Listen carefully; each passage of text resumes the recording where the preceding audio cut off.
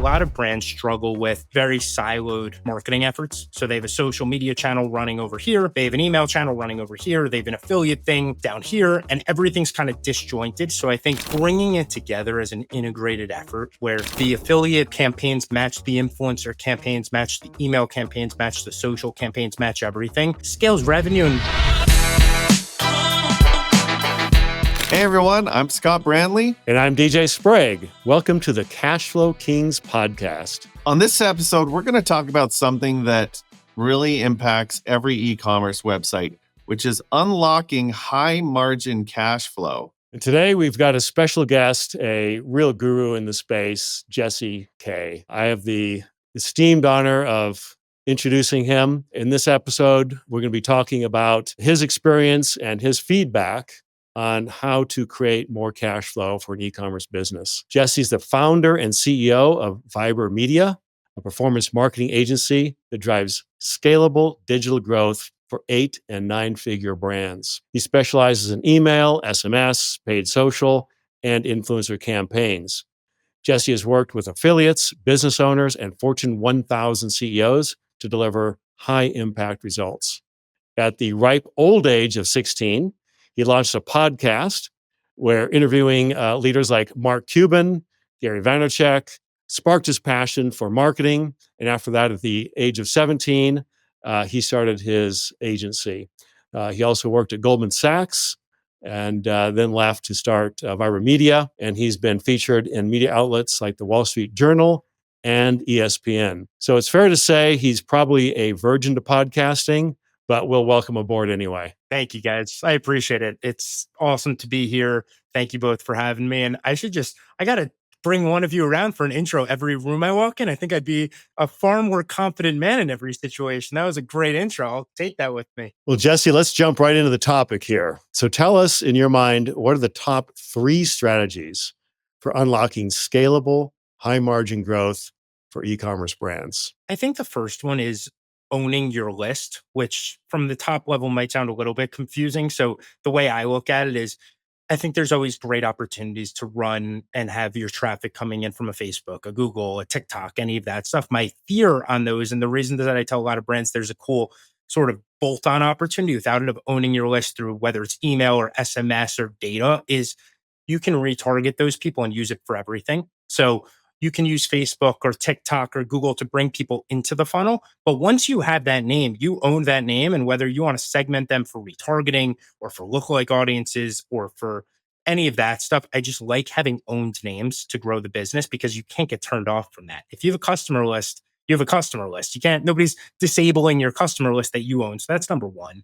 Number two, I think a lot of brands struggle with very siloed marketing efforts. So they have a social media channel running over here, they have an email channel running over here, they have an affiliate thing down here, and everything's kind of disjointed. So I think bringing it together as an integrated effort where the affiliate campaigns match the influencer campaigns, match the email campaigns, match the social campaigns, match everything, scales revenue and gets rid of confusion. I think a lot of brands struggle with people have no idea what the real offer at the moment is or what the traffic source is because it's disjointed. So I think having unified content calendars, unified campaigns, making sure everyone's on the same page and running stuff through all of your influencers or campaigns at the same time is helpful. And then 3, I know I said it at the top from an owned media list, but pretty much every client that we work with starts at the core of me observing their flows to their email and SMS because I just love how that platform works. I think there's so much hidden revenue there. One of our email service provider partners just released a report that we have a couple clients on, and it was that 37% of revenue on email came from automated emails, and it's only 2% of the total volume. So I think brands just sometimes lack knowledge and awareness that a tiny little lever pull on email or on an automation flow or adding an abandoned cart or a product abandonment or retargeting here or following up with an SMS could have drastic influence. Like we've had a brand that we added $4 million in 2 to 3 years simply off of email and SMS that just didn't exist. And it's a great opportunity to pile onto their already great business. Well, especially with AI, you can create all kinds of, AI enhanced generated sequences, flows, copy, SMS, email, everything. I mean, there's no excuse not to create highly personalized, highly relevant, targeted, integrated SMS and email, leveraging AI, which is just getting better by the day. Opportunities are endless. Yeah, it's a great Yeah. list. Do you see your clients understanding how to commercialize SMS? It's a great question. I think it's been a struggle for some. I think for some of the larger brands we work with, let's call it the Fortune 1000s who have had really good data analytics, good first party data, understand how they run their flows. They understand it and it's an optimized thing. I think a lot of the smaller brands, and I get it from a consumer standpoint, they're like, hey, I don't want to spam these people and view it from a very, we have a base, we're going to blast the base, people are going to unsubscribe, we're going to have problems versus like both of Hmm. you said, the greatest opportunity now is you can get so hyper dialed in on who the consumer is and where in the life cycle you want to hit them that it's a tremendous opportunity. So I think some struggle with the is this a real revenue channel? How do we make it a revenue channel? And how do we not piss off our buyers and our warm list? And I think it's a very slow process you have to go through and you could start small. It's like, hey, here's where it is in the buying process that makes sense. It doesn't need to be a once a week blast to everybody and it becomes valuable and the data shows it. So expanding on that a little bit, Jesse, what are your thoughts on data augmentation to create more personalized, more relevant, targeted, but also being able to create different buckets based on profiles and personalities and preferences? I think the best time in performance marketing is today. The next best will be tomorrow. The next best day will be the day after that because we have so much data. It's insane. Like you have no excuse to not whether you're a startup or you're a Fortune 50, the amount of intel and retargeting efforts you can have with people and how you manipulate the data to properly serve your consumer. Because that's really what all of this is. Like we talk about it from a marketing standpoint, but the goal is to give a consumer or a buyer what they want when they want. So I love it because you can get tracking and tendencies from how people engage in your stuff, not only to make your own copy more enhanced and make sense for a customer. I'm like, hey, we're realizing a lot of people really enjoy this type of content. Let's augment all of our future stuff for that. So down to a customer profile, like, hey, we see these people engage on Saturdays versus their counterpart engages on Thursdays versus another customer on Tuesdays, same content. You can smart send stuff at this point. Like you can serve a customer at the best case scenario. It's no longer where you need to write up a newsletter or come up with an email campaign and say, everybody's getting this one time Friday, 5 p.m. and next week they're getting the same one. Like there's too much data you don't need to. So true. Yeah. Part of the personalization. It's insane. It's Yeah. like you can pull like retargeting opportunities, giving people stuff where I can open an email and it's built for Jesse. It's not built for, and the crazy part is you can not only go, hey, I just want to email guys, or hey, I want to email guys between 15 to 30. Data now, it's like, I want to email people named Jesse who are 24 years old, live in New York City, and do this, and it'll be the perfect thing for them to engage.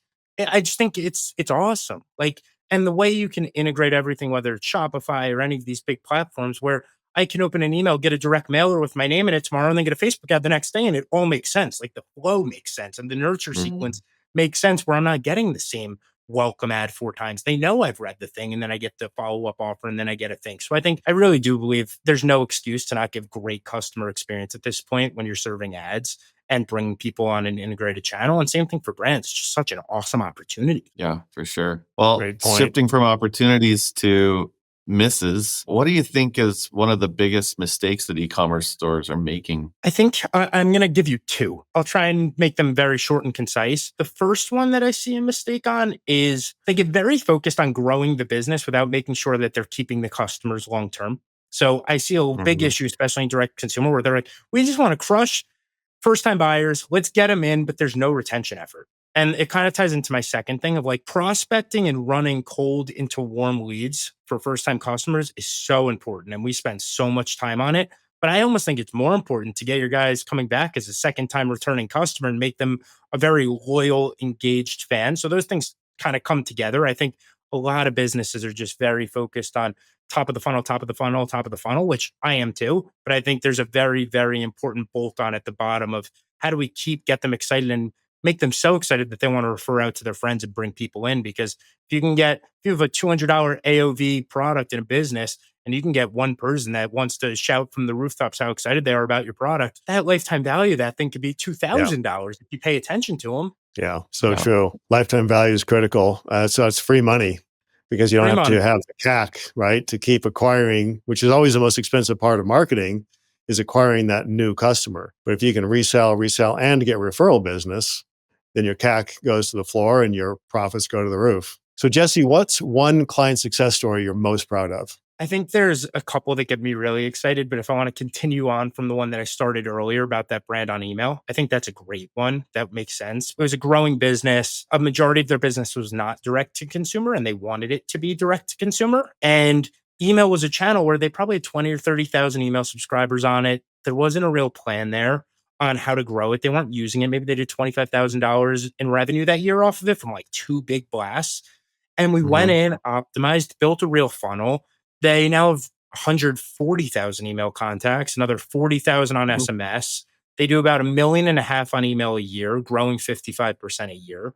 A large portion of that's from automations, and it's a real part of their business that is returning customers. We haven't even seen the full lifetime value journey on all of them. We're still early cohort on a lot of them. We're 2, 3 years into this, but it is a distinct growing part of their business.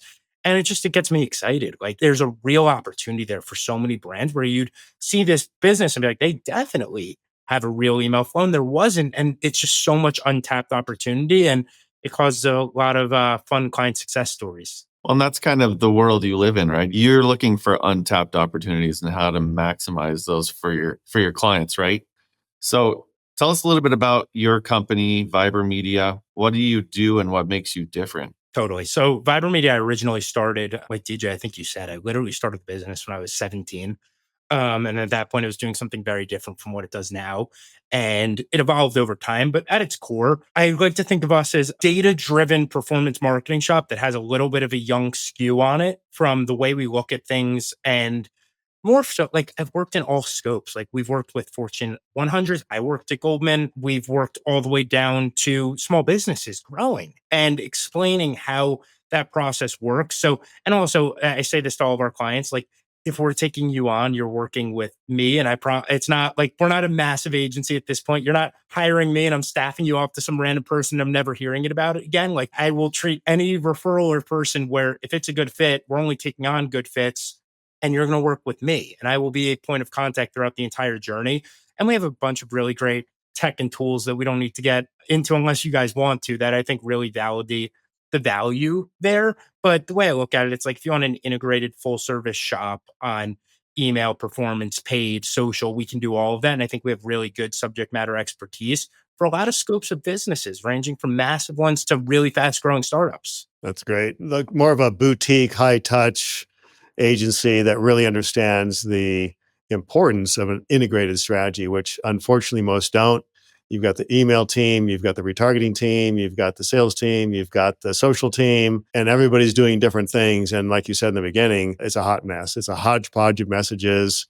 The brand messaging is integrated, the campaigns, the promotions, the offers, nothing's cohesive. And people are saying disjointed messaging across the web and across the touch points, which doesn't create a lot of confidence in the brand. So it sounds like No, you've got a real handle on that. we're trying our Jesse's best. like, keep going, DJ. You're doing Keep good, buddy. going. Keep Yeah, I'm going. like Pitching you're me. pushing on the pain points of what I hear every day from clients who are coming in. They're like, "We've run this campaign for a year, but like I don't think our social team has spoken to our email team in that year. So like none of our stuff makes any sense on we're seeing stuff pushed that are the wrong dates and nobody's tracking anything and there's no accountability and that's the biggest thing. It's like if you're a brand, I think you want to hire an agency or a partner that you know is caring and like is checking your stuff without needing to be asked. Like and having weekly meetings and checking in on stuff. And I think a lot of times some agencies set it and forget it. And like they try and set up the one thing and then they just disappear and just keep running it for renewals until somebody notices. And I just think there's too many good people out there to have to deal with that as a brand. That's fantastic. That's exactly how I ran my agency. I was a point of contact and I was steeped in integrated marketing and wanted everything to be cohesive, consistent, on point, on brand. That's the way to leverage your touch points. You don't leverage anything if they're disjointed. And that's one thing people miss about integrated marketing is to leverage, they must be consistent.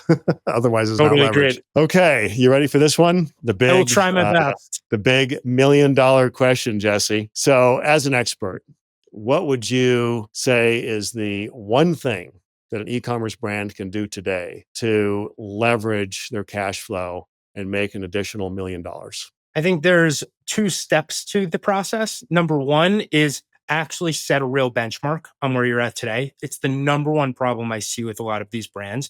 They don't really understand what's coming in, what's coming out, what is their spend at, or is it profitable spend? Understanding the numbers, it can literally be a 5-day exercise. And I think that sets the benchmark for number two, which is number Hmm. two is double down on what works. Like get your numbers, get your benchmarks, whether you can add the channels always. And I think that's a step three of like, all right, let's add email, let's add SMS, let's add paid media. But number one is let's look at your book, see what's working and real numbers, not like a bunch of disjointed things. Like let's make sure they all equal up to whatever the top line number is and double down on what's doing it and tweak for efficiencies. Cause like I said, that stat on email is insane. Like you talk to a couple brands and they're like, yeah, our email thing is really good. And then the follow up question is, are you running automations? And they're like, no. And it's like, the data shows that that's probably could be an additional 50% of your revenue on that front. Or on a separate one, if paid media really works for a brand, it's like, are you guys doing effective profit retargeting?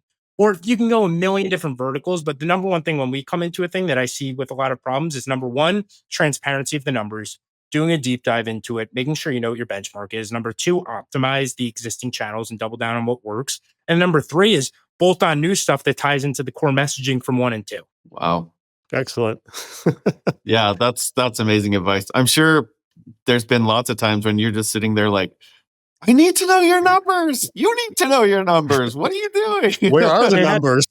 I had that conversation with a big brand, like a really large brand last week, and we're doing a project with them, and we're trying to dig into what the numbers are, and it's like actually insane how like the process, even at bigger companies, where it's like let's just get to a benchmark on transparency on where we stand here, and I want you to know your numbers so you can make informed decisions that we can guide you on. But I'm more nervous for you than I am for me. Like let's just make sure you know what's going on here.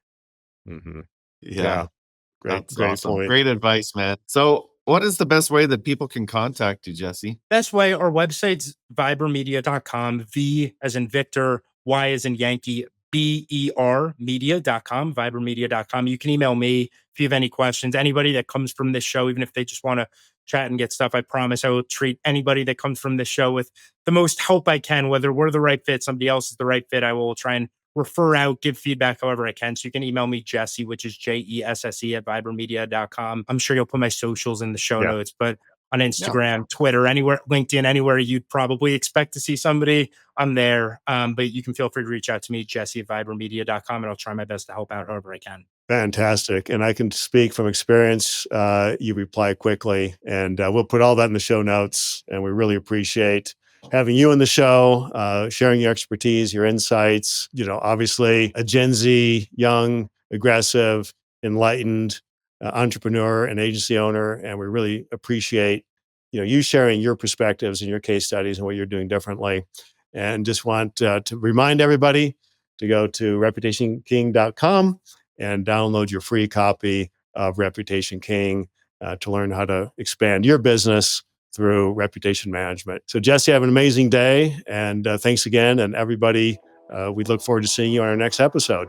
Take care. Thank you both.